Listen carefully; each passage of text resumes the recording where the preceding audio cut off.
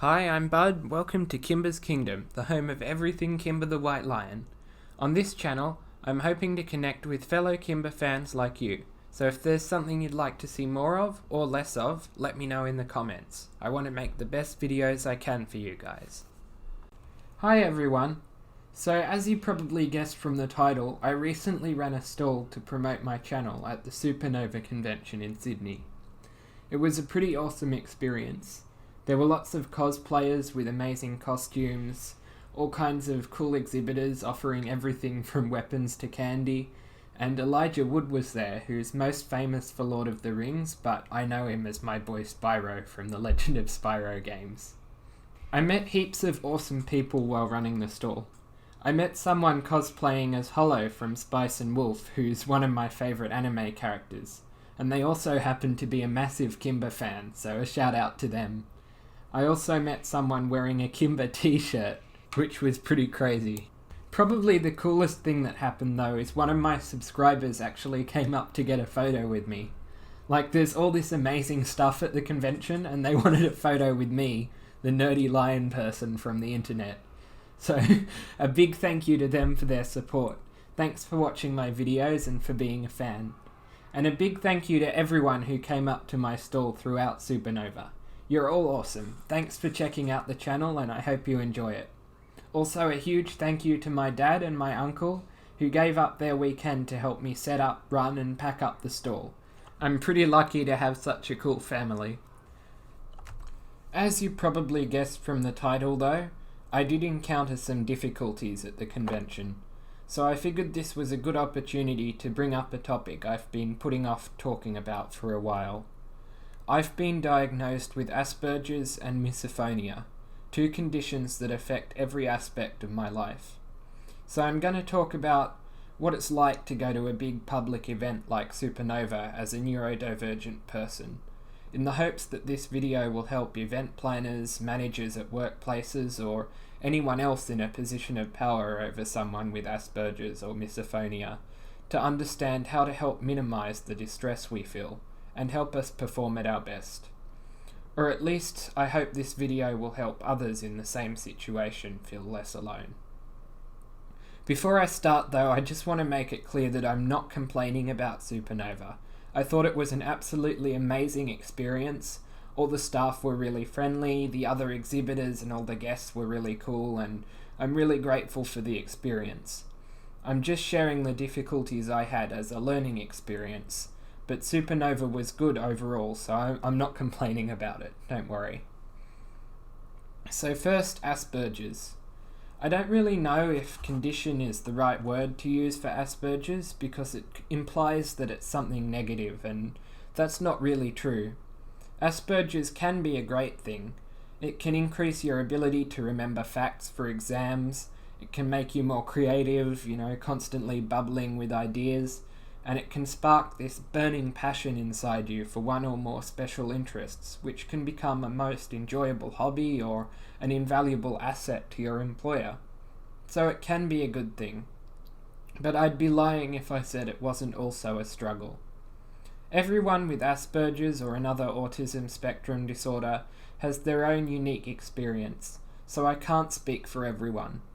But in my own experience, there are two main difficulties to the condition. One is that social interaction does not come naturally to me. I've had to take classes throughout school to learn how to read facial expressions, how to learn what behaviours are socially inappropriate, how to learn how long to maintain eye contact, and so on, and I still slip up a lot. It's really tricky to get right. But at least I've learned enough to pass as normal in everyday life, so this isn't a huge problem for me personally. Again, this is my personal experience, and for some people on the spectrum this can be a lot harder. Everyone's brain is wired differently. The other thing though is a huge problem for me, and that's hypersensitivity, and also hyposensitivity. Many people with Asperger's or an autism spectrum disorder tend to experience some specific senses like sight, smell, sound, touch, taste, or balance, either in an amplified way where they feel 100 times stronger, or in a dampened way where they're very hard to pick up on.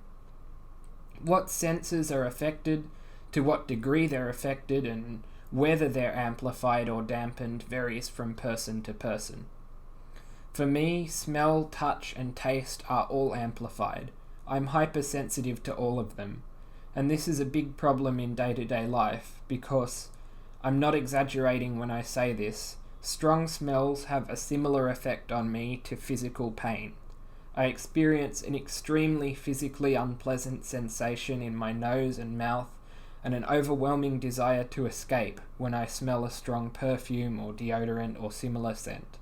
And if the smell doesn't go away and I can't leave the room or cover my face, I start to get a headache, my face starts to go red, and I lose my ability to concentrate or think. As you can imagine, this is a problem at work, it's a problem in lectures and classes, and it was a problem at the convention too. In my day-to-day life, I cope by bringing a fume-proof mask wherever I go, in case there's a smell and I need to put it on. I get some weird looks, but embarrassment is better than physical suffering, so it's worth it. At Supanova I couldn't do that because I didn't want to scare people away from my stall, but thankfully none of the exhibitors near me were wearing strong perfumes, and the hall was large enough that when someone with strong perfume walked past, the smell diffused into the open air pretty quickly, so it only got bad enough that I had to walk away a couple of times, and I was able to pass it off as a bathroom break. So all in all, it went pretty smoothly in terms of Aspergers. On to misophonia. So unlike with Aspergers, I have no hesitation in calling misophonia a condition. In fact, I don't even think the word is strong enough. Misophonia is a mental illness. Unlike Aspergers, there's no positive to having it.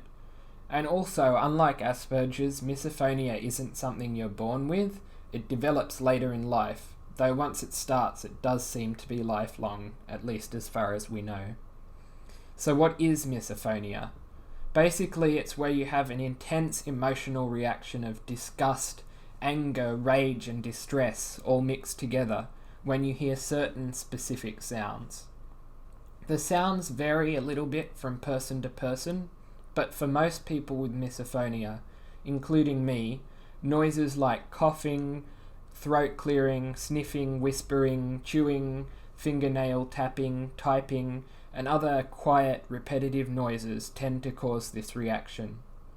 Visual stimuli like someone jiggling their leg, or chewing with their mouth open, or fluffing up their hair and running their fingers through it can also cause this reaction of disgust and anger and freaking out.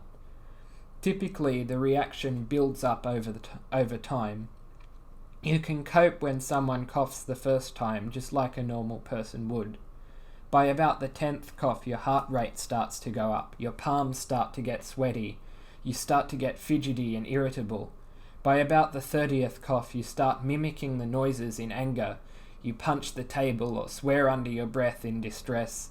You replay every little sound, every little detail of the sound in your head and are completely unable to think about anything else. All your brain can do is focus on how awful that sound made you feel and how terrified you are anticipating the next sound. By the 100th cough, you just have to get up and leave. You can't fight through it any longer. It's too overwhelming and your body physically won't allow you to keep getting hit with the stimulus. You feel like you're going to cry or scream or even hurt someone and you just have to get out. And in the average 1-hour lecture, there are 110 trigger noises. I got out a notepad one day and wrote everyone down. For the first 2 days of the convention, in terms of misophonia, I was totally fine. There were barely any trigger noises, and those that did happen were mostly covered up by the noise of the crowd anyway. So I stayed calm the whole time and honestly barely noticed anything. If anything, it was a wonderful escape from the stressful environment of classes, exam rooms, and open offices where I spend most of my life, where there are sounds firing off constantly. But my luck ran out on the 3rd day. Some people near me had a packet of chips and started munching on them, and it went on for several minutes. This was while we were still setting up, before the hall opened to the public, so I was able to put on some noise-cancelling headphones and basically blast music as loud as I could to try and cover up the noise. and I tried to stay calm, but by that point I'd already entered the vicious Misophonia spiral, as I call it. Every time I hear a noise, it makes me more sensitive to the next noise. Things that normally wouldn't bother me become unbearable. The sight of someone chewing food as they walk past, the sight of my dad stretching his neck, the sound of someone drinking from a water bottle, all things that I could usually ignore become torturous. By 2 p.m. I was physically shaking from the stress. I was becoming angry and irritable towards my dad, who was just trying to help me, and I was dangerously close to just having a complete meltdown. Thankfully, around that time there was a lull in the event, and I got enough quiet time without trigger noises to calm back down and make it through the rest of the day without issues. But it was a close call. Okay, so those are the issues that I deal with, but how do we deal with them? I mean, I can't expect other people not to eat chips or not to wear perfume. People have their own lives, and they have no obligation to bend over backwards to accommodate me. So if we can't take away things that cause distress to people with Aspergers, Misophonia, or other sensory conditions, how do we accommodate those people? Well, something that would have massively benefited me would be to have a designated quiet room. A dark, quiet, scent-free place where people experiencing sensory distress could go for a few minutes during an event to calm down and reset. If I had access to something like that on Sunday morning, I would have recovered from the misophonia spiral and enjoyed the rest of the day instead of spending hours in a state of distress. And it's not just exhibitors. I'm sure a lot of guests at the event with autism spectrum disorders or misophonia or similar special needs would also have benefited greatly from a quiet space like this. Another thing that can help is to just increase the physical distance between people at an event and to put up barriers between them. The inverse square law applies to sounds, smells, and most other sensory triggers. For every meter of space between me and the next person, the noises and smells they make become dramatically less intense. Of course, this is not always practical. Supanova was a huge event and they didn't have enough space to spread everyone out, so they probably couldn't have done this.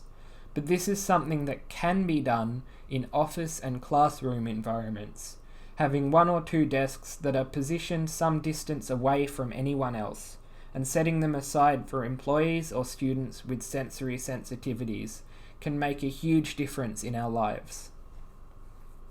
Anyway, all that aside, I want to say another huge thank you to everyone who helped me out at Supanova. Everyone who came up and visited my stall, all the staff who worked to make the convention come together, all the other exhibitors who were friendly, and of course my awesome dad and uncle who were there with me every step of the way.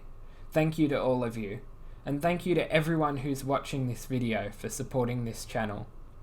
I hope you found it valuable that I shared my experience, and hopefully if you're ever in charge of running an event or something like that, this sort of gives you some ideas of how to include people with sensory differences.